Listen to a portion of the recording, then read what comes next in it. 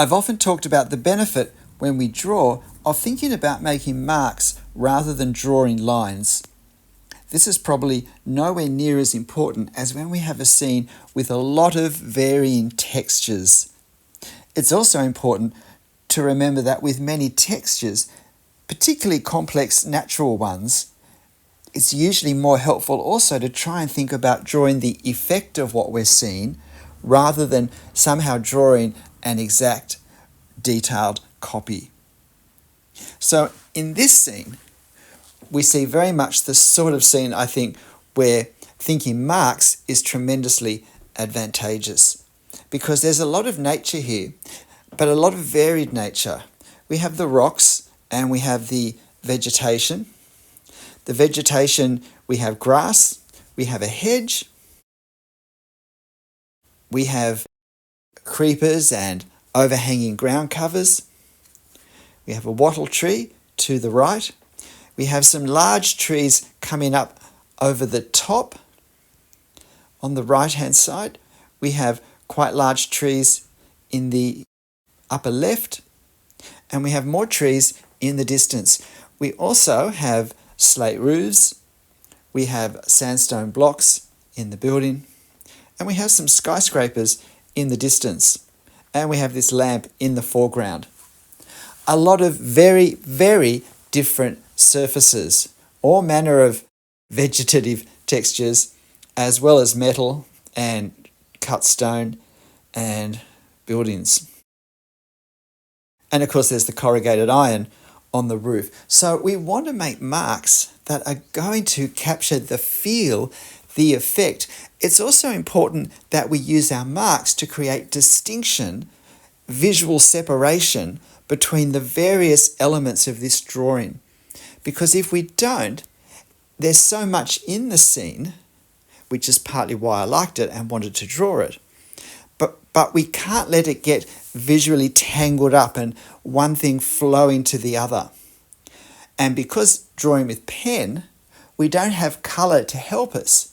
The two elements we have are the ink lines, whether we draw lines or make marks with them, and value, and the degree of light and dark that we create with our lines, with our marks.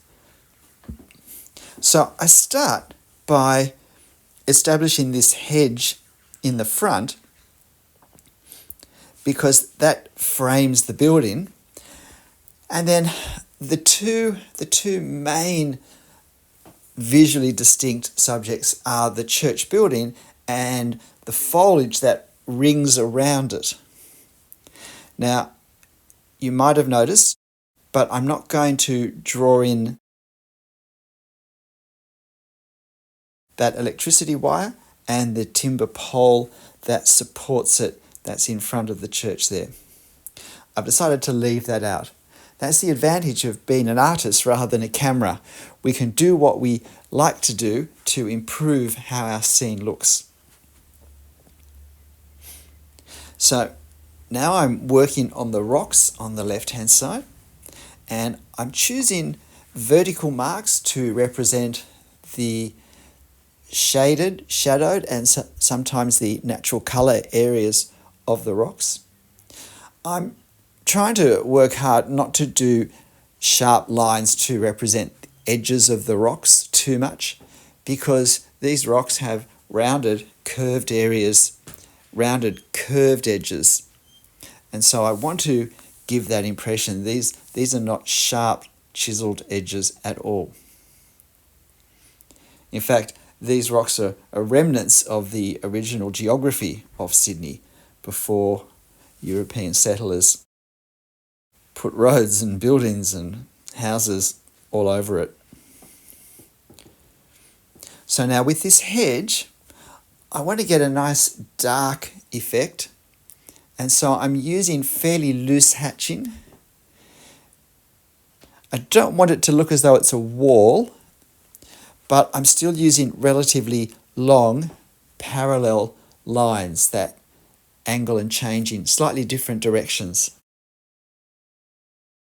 Now I'm using this lamppost to now position the building that's behind it. and then I'm going to use that building to position the church.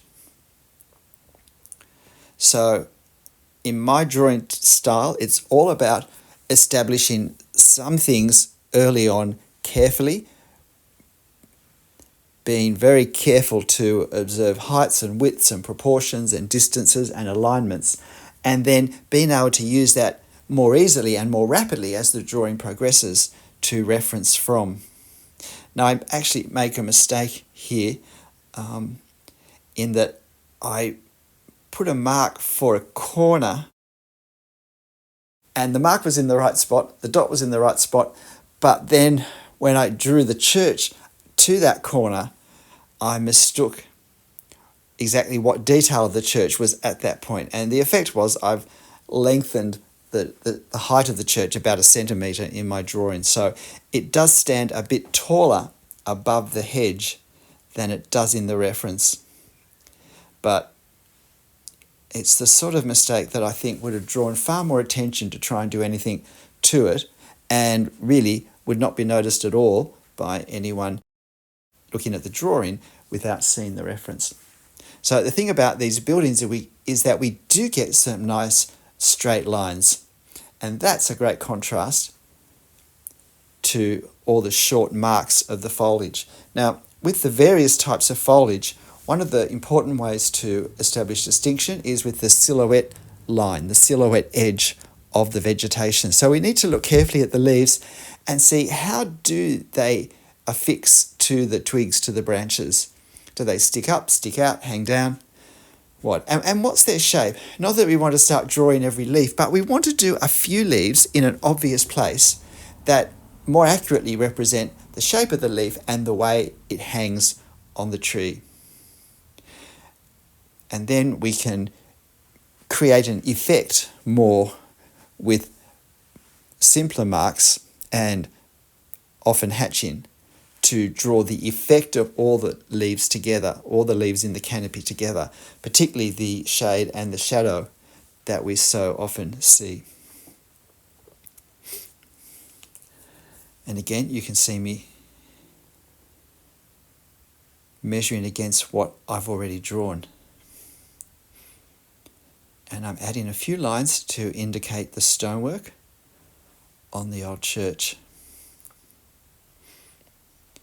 I went urban sketching, street sketching in Sydney yesterday, and I drew the front of this church, and my last video that I posted was that drawing session that I did sitting across the road with my sketchbook on my lap.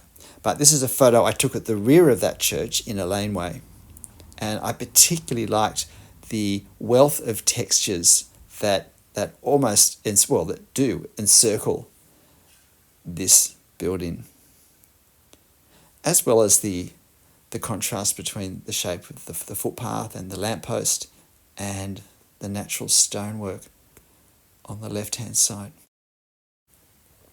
I have a playlist on drawing trees if you'd like to see some more detail on my approach to drawing the effect of trees rather than getting caught up in trying to draw leaves and lines and edges. We need to see the trees as a whole shape much of the time.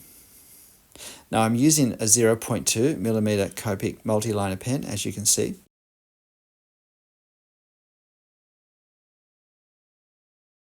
And I was planning to use a 0.1 millimeter pen for the church and for everything behind the church.